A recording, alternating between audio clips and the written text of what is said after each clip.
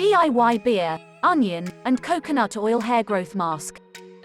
Mix 1 cup of beer, 1/2 cup of onion juice, and 1 tablespoon of coconut oil in a bowl. Now, apply the mask to your hair and scalp. Spread evenly, and leave it on for 20 to 30 minutes.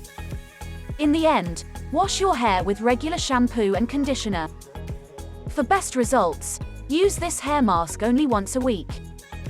Why is beer good for your hair? The malt and hops in beer are loaded with protein, which nourishes and strengthens your hair.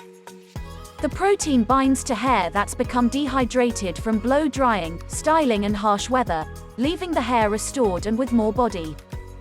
Using beer in hair can also make your hair shinier.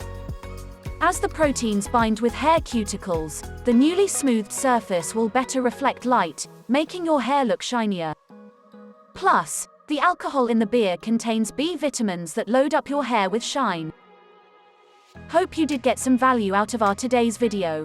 If you really did, hit subscribe button, press the bell icon in order to get regular updates from our channel.